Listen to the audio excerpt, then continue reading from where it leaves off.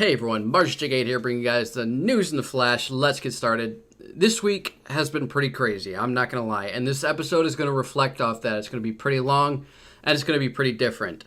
So, to start things off on a simple note, Memphis actually released a new music video called Virus, which I actually liked. It was enjoyable. It had a bit of a motionless and white element thrown into it. You guys can check that out down below in the description if you guys are interested. Alright, let's talk about Warped Tour, and the reason I'm really bringing this story up is because it ties pretty well with another story that I want to talk about, and that's over situations involving performers and the audience. We'll start at Warped Tour simply because it fits more into this channel, and the other topic is something I don't usually talk about on this platform unless it directly connects things that I find relevant or that I enjoy talking about. So what happened at Warped Tour? Well, there's a punk band who's been around since like the late 70s called the Dickies, who were performing their last date on Warped Tour on June 25th. Now, this band, from what I can pick up, is no stranger to flirting with controversy. It actually is somewhat a part of their act. Well, at some point during the show, the frontman flipped out at an audience member and started verbally assaulting her, calling derogatory names like cunt, for what appeared to be no reason whatsoever. Somebody had released a video clip of it on social media, and news outlets started running the story. Kevin Lyman, founder of Warped Tour, chimes in on this with a tweet saying that it's a very unfortunate incident, that Warped Tour does not condone the action, and this would be their last time on Warped Tour. I don't know whether that means it's a permaband or not, because it was officially their last date on this year's Warped Tour. He wasn't very specific on that, and I don't know. But here's where things get a bit interesting. So they take all this heat and they release a statement giving their side of the story. According to their statement, apparently the person that they were screaming at was protesting their shows, holding up a sign saying, "Our teenage girls don't need to be subjected to derogatory jokes by disgusting old men." According to the statement, they then threw the sign at the band. So if that's true, then we now have a clearer idea of actually what's happening here. Someone actively comes to a band that they know well enough to understand the band's antics and starts protesting them while throwing things at them. Now, I won't argue that the way that they handled themselves was unacceptable, and even they apologized for it. But it's a bit weird to me that Kevin Lyman, who is respected amongst the punk community and is generally pretty known for being pretty laid back, got involved with this with such vague details in it. Quick update to this story, though. Kevin Lyman has released a new statement on the situation, which reads, "Dear music community, I thought it was time to put the facts out since I watched false information floating around. A video has been circulating of a confrontation between Leonard from the Dickies and a fan. Fact, it was not a fan, but a member of the touring party. The member of the touring party was standing next to a PA with a sign protesting some of the things they found offensive about the band's jokes and props on stage. During one of the last songs, they went towards the barricade and directed the sign at the band. After a verbal barrage from Leonard, the member of the touring party threw the sign at Leonard and left the area. I do not condone verbal or physical violence whatsoever. The Dickies' last day of the tour was that Sunday, which had always been scheduled. These are the facts of what took place, and this is why I ask anyone who has an issue with anyone else on tour to come sit under my tent with me to express their views diplomatically. On this year's tour, we have many people who may not agree with each other, but as humans, we should be able to express our points of view in a civil manner. If we have any hope to progress as society, communication will be key in moving forward. Regards, Kevin Lyman." Okay, so this pretty much sums up everything for me. To me, this is how you handle a situation involving an altercation between a performer on a stage and an audience member. That is something I cannot say about our next story, however. And that involves VidCon, which surprisingly has a very similar situation, but a very different build-up and climax that needs to be addressed. So during VidCon, Anita Sarkeesian, founder of Feminist Frequency, and known far and wide by many gamers for her tropes versus women in video games, where she critiques female stereotypes in video games, was included in a women online panel with a couple of other speakers. At some point during the conference, she calls out Carl Benjamin, who is a YouTuber known as Sargon of Akkad, who is well known to be a heavy critic and skeptic of Anita and her cause, and who is sitting in the front row of the audience with a number of other YouTubers who are known to criticize Anita.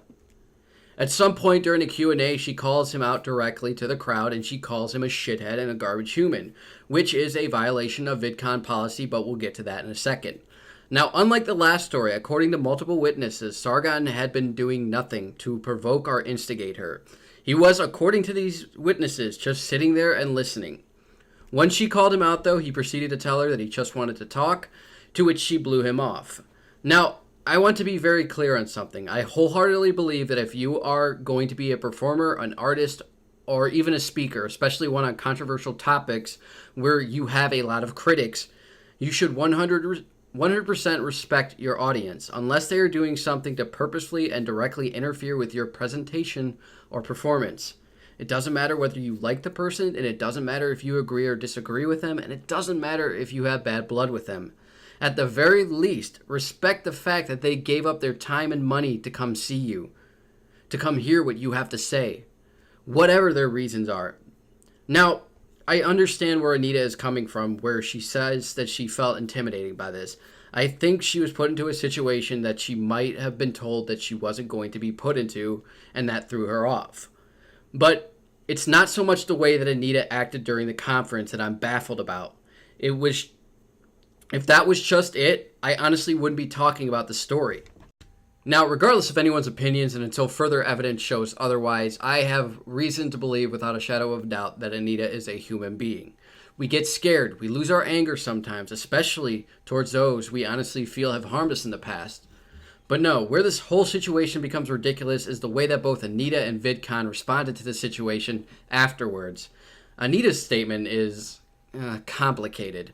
She basically accuses them of being there just to intimidate her and put her on the edge, which in itself is a thought crime. And she also states that they would plead innocent to these allegations because you have ample amounts of evidence to prove that they are actually guilty of it. I agree with DeFranco on this, though. It's ridiculous to say that these people showed up to a panel and were sitting there not doing anything to disrupt the show, but she still felt threatened or intimidated by them, even though she called to get more security guards to make sure the situation was under control. Now, Anita's response didn't bother me. Hell, it didn't even surprise me. I think that if she had taken the moral route here and just acknowledged that things went too far and apologized for that this whole thing would have blown over in a couple of days. That there might even be a possibility of Sargon and Anita just talking it out. But that's not Anita. That's not who she is, and I don't know why people are surprised when she does these kind of things. From what I can pick up on her is that she's incredibly headstrong when it comes to her pride and her beliefs, with very little desire of debating them. So I can't really say that I'm surprised that she makes this lengthy-ass statement where she tries to take the blame off her and throw it onto Sargon and his group. No, what got under my skin was VidCon's response, and you're going to have to forgive me here for throwing in more of my opinion than usual, but I find this unacceptable. VidCon's Hank and John Green had tons of different ways that they could have handled this situation in a professional manner that respected both parties, and they simply chose not to. They chose to favor one side of the story over the other for whatever reason, and they ran with it. In fact, while they did acknowledge that Anita violated their own policies, they apologized to her for being blissfully ignorant of the situation. They didn't even bother to contact Sargon personally and get his side of the story before releasing this statement of theirs. That right there is a huge red flag for me. If you're not willing to contact somebody who was verbally abused by a panelist who was doing nothing but sitting there and listening because she thought that they might do something and was intimidated by that, then don't claim that you represent YouTube and its many, many creators with their vast array of different ideologies and beliefs. You clearly aren't on a side of logic here, as you just tried to justify what happened to Sargon with them knowing that their presence may be perceived as intimidation. You know what it's called when you try to push the blame onto somebody who has been wronged by somebody else, in this case verbal abuse, over something you think that they should have perceived or should have known better? You know what it's called? You're going to love this. It's called victim blaming. And they also seem to have no problem calling out Sargon and his group's toxic audience, those people that go above and beyond to target the people these YouTubers talk about in their videos by doxing them, harassing them, and intimidating them. VidCon can call them out all they want over this, but they seem to be blissfully ignorant of the fact that, one, Feminist Frequency has their own toxic audience who has no problem doing the same things, if not worse, and they went directly after Sargon after this went viral. And 2, VidCon should not be blaming YouTubers for the actions of free-minded individuals who make their own choices. Anita was one thing, but VidCon, I expected better from them. I expected an organization like this to not only be concerned for their panelists, but also their audience, the people who actually pay to come and enjoy the show. And it's concerning to me to see a lack of empathy from them over this. I won't go into what Anita did to Boogie2988 after the cyberbullying panel, which they were both on, ironically. Long story short, though, Boogie said something that Anita was not very happy about, and she made this abundantly clear to him after the panel. The only reason why I won't go into this is because Boogie says that she actually engaged in a conversation with him, which don't negate the fact. It's still a piece of shit thing to do that she went after one of the nicest and most open YouTubers on this platform for speaking about cyberbullying being the issue that anyone can experience, but she still had an open conversation with him, which I guess is a plus.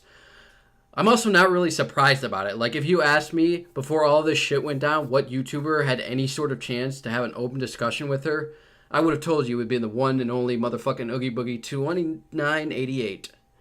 And that's just simply because of the person that he is. He's one of those people that seems to be able to open up with a lot of people.